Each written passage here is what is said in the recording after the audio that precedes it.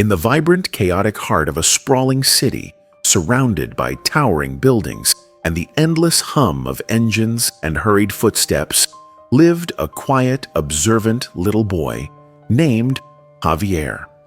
At just 8 years old, Javier had already seen more hardship than many do in a lifetime. His clothes were faded and patched in places where the fabric had worn thin.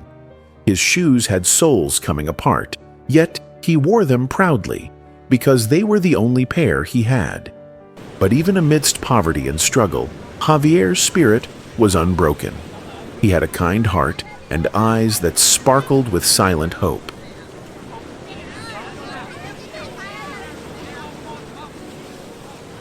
He was the kind of child who always helped others, even if he had very little himself. Every afternoon, after finishing his lessons at the modest public school on the edge of the city, Javier would walk several blocks, not home, but to a spot he had come to love. It was a simple wooden bench, shaded by an old sycamore tree, across the street from one of the city's most exclusive private academies. The school was like something out of a fairy tale to him. Elegant stone buildings with tall windows, perfectly trimmed hedges, fountains, and children dressed in immaculate uniforms.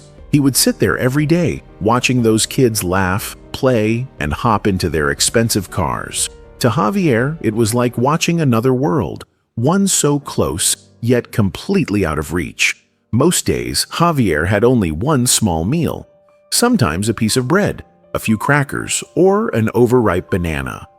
On this particular day, he had a small paper bag with just a few salty crackers. They were old and slightly crushed, but to him, they were a treasure. He sat on the bench and began to nibble on them slowly, making each bite last. The crumbs fell into his lap, but he didn't mind. He was used to hunger and had learned how to make very little stretch a long way.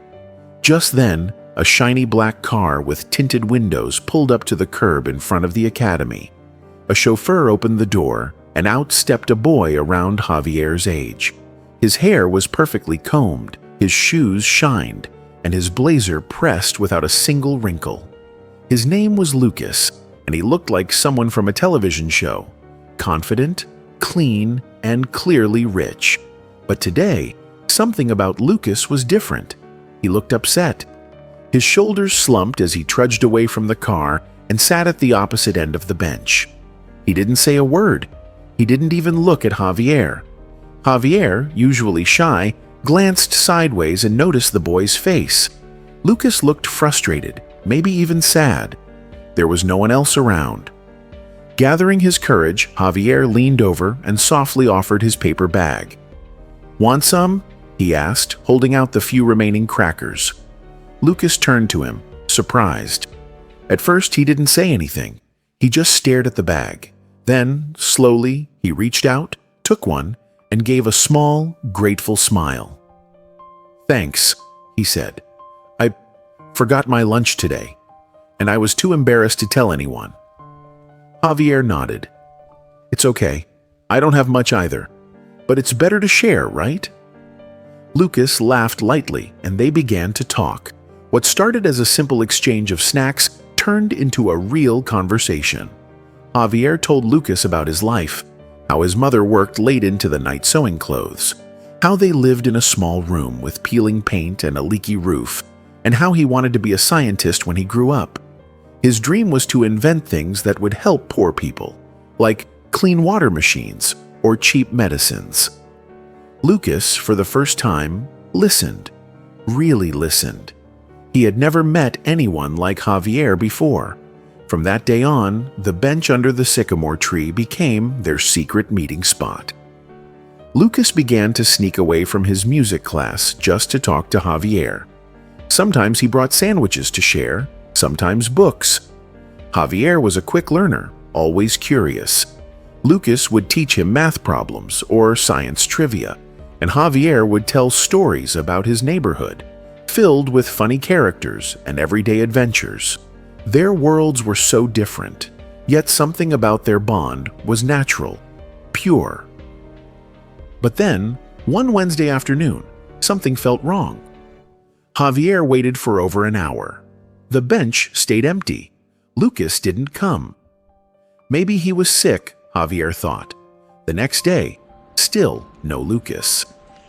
On the third day, Javier almost didn't go, but something told him to wait just a little longer. That's when a tall man in a dark suit approached him. Javier's heart raced. He clutched his school bag tightly, ready to run.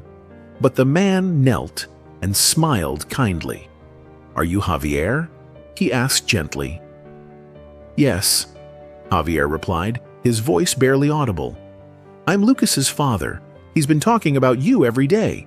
He says you're the smartest and kindest friend he's ever had. We'd like to meet your mother, if that's all right with you." Javier blinked in confusion. Why would someone like that want to meet his mom?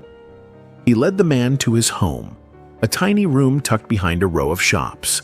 His mother was folding laundry on the floor when they arrived. She stood up quickly, startled by the well-dressed man. Lucas's father introduced himself and explained everything.